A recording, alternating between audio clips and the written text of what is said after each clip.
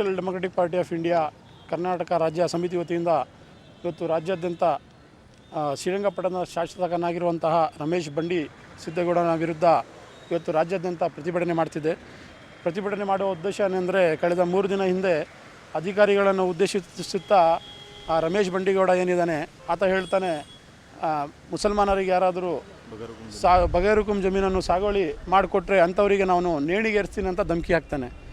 ಇಂಥನ ವಿರುದ್ಧ ನಾವು ಇವತ್ತು ರಾಜ್ಯಾದ್ಯಂತ ಪ್ರತಿಭಟನೆ ಮಾಡ್ತಿದ್ದೇವೆ.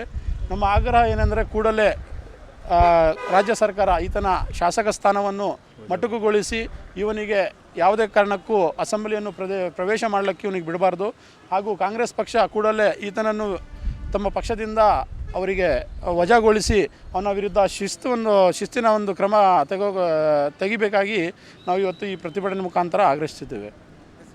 Social democratic party of India Karnataka ರಾಜ್ಯ ಸಮಿತಿ ವತಿಯಿಂದ ಇವತ್ತು ರಾಜ್ಯಾದ್ಯಂತ ಶ್ರೀರಂಗಪಟ್ಟಣದ ಶಾಸಕನಾಗಿರುವಂತಹ ರಮೇಶ್ ಬಂಡಿ ಸಿದ್ದೇಗೌಡನ ವಿರುದ್ಧ ಇವತ್ತು ರಾಜ್ಯಾದ್ಯಂತ ಪ್ರತಿಭಟನೆ ಮಾಡ್ತಿದೆ.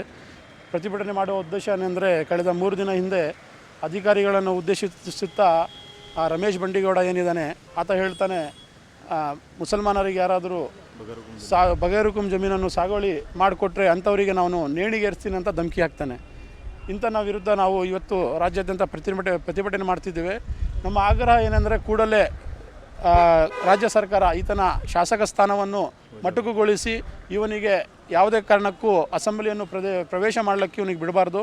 ಹಾಗೂ ಕಾಂಗ್ರೆಸ್ ಪಕ್ಷ ಕೂಡಲೇ ಈತನನ್ನು ತಮ್ಮ ಪಕ್ಷದಿಂದ ಅವರಿಗೆ ವಜಾಗೊಳಿಸಿ ಅವನ ವಿರುದ್ಧ ಶಿಸ್ತಿನ ಒಂದು ಕ್ರಮ ತೆಗಿಬೇಕಾಗಿ ನಾವು ಇವತ್ತು ಈ ಪ್ರತಿಭಟನೆ ಮುಖಾಂತರ ಆಗ್ರಹಿಸುತ್ತಿದ್ದೇವೆ.